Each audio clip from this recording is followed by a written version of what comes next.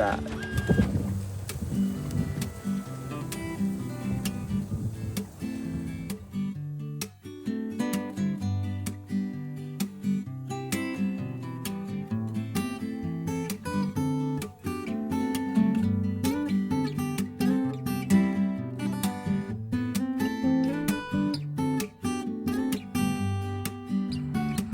I wanna be where the talk of the town is about last night when the sun went down.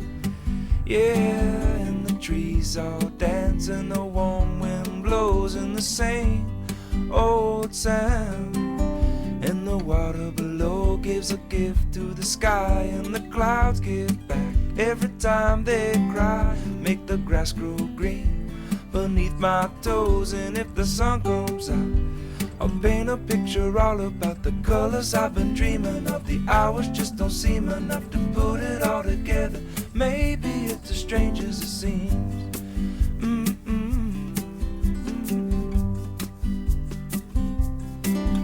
And the trouble I find is that the trouble finds me. It's a part of my mind. It begins with a dream, and a feeling I get when I look and I see that this world is a puzzle.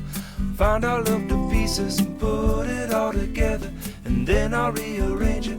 I'll follow it forever and always be as strange as it seems. Nobody ever told me not to try.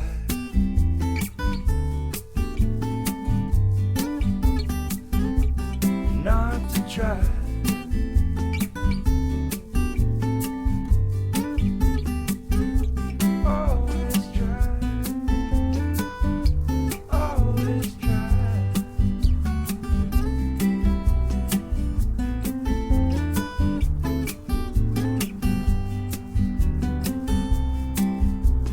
Water below gives a gift to the sky, and the clouds give back every time they cry.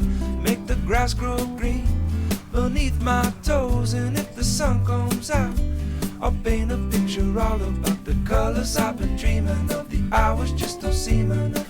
Put it all together, always be as strange as it seems.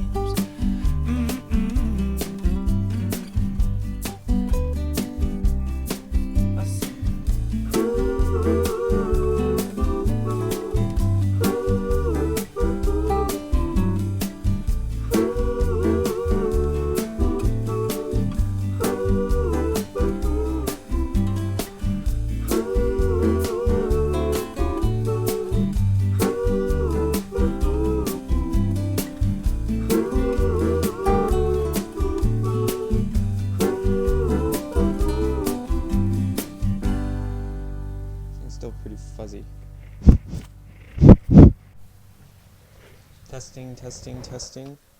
The crown of knowledge is wisdom. Approached as one rises the hierarchy of knowledge to the highest science or first philosophy. Though Aristotle and Plato may disagree in naming or defining the types of knowledge which deserve to be called wisdom, yet for both it is ultimate attainment of phonological inquiry and scientific work. A warm, hungry mind. A warm, hungry mind appears peccant to a prejudiced people. Minds peckish perceive propaganda in pageantry.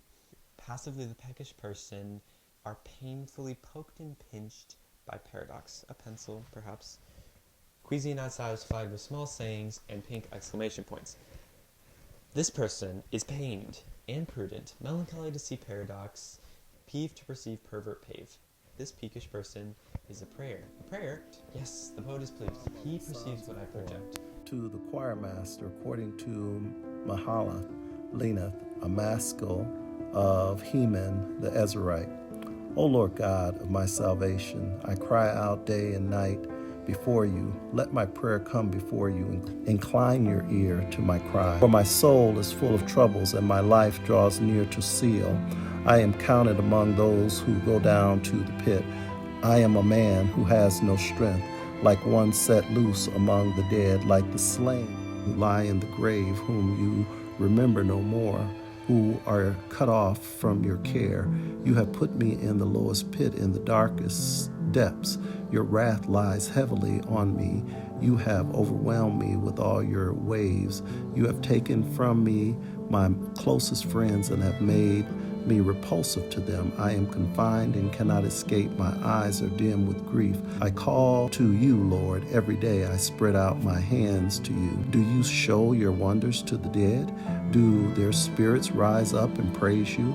Is your love declared in the grave, your faithfulness in destruction? Are your wonders known in the place of darkness, or your righteous deeds in the land of oblivion? But I cry to you for help, Lord. In the morning my prayer comes before you. Why, Lord, do you reject me and hide your face from me? From my youth I have suffered and been close to death. I have borne your terrors and am in despair. Your wrath has swept over me. Your dreadful assailants destroy me.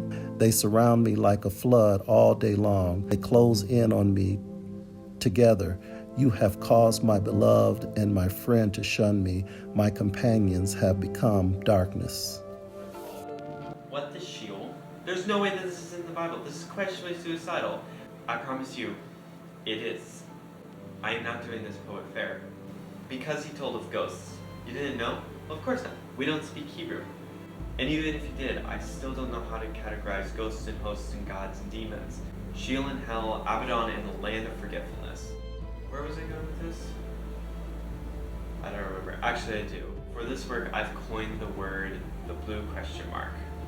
This is not designed for the prophet, the professor, the pastor, or parent, but my peers. And I, a prayer, want the warm hungriness of my mind cultivated and turned over and hoed. The excavation of the poet's soul and mind is quite melancholy and does kind of appear pagan. The poet doesn't let the stringency of his religion confine the existential inquiry honestly to God, as such existential inquiry is. And I want my peers to inquire of this. I want my peers to thirstily want the existential understanding of their minds cultivated. And I want the people that think doing this, not for my sake, because I'm gonna watch them do it and it's going to be awesome. I want the Sherlock Holmes, the Victor Hugos, the Frederick Douglass, Gandalf the Grey, U2, Mary Shelley, Dr. Stephen Strange, Professor John Nash, Jane Austen, Paul the Apostle, and I'm gonna sit back and watch. Not their doctrine though. Not to be indoctrinated by their doctrine. Is not confined by some religious clout on my life. To express this to the existential God of mathematics, physics, philosophy, doctrine, matter is in languages that my English are inept to even express. Something that presents language that was made manifest, intangible, that we can empathize with. I'm going to spend the rest of my life doing this. Zealously I'm going to spend the rest of my life doing this. Passionately.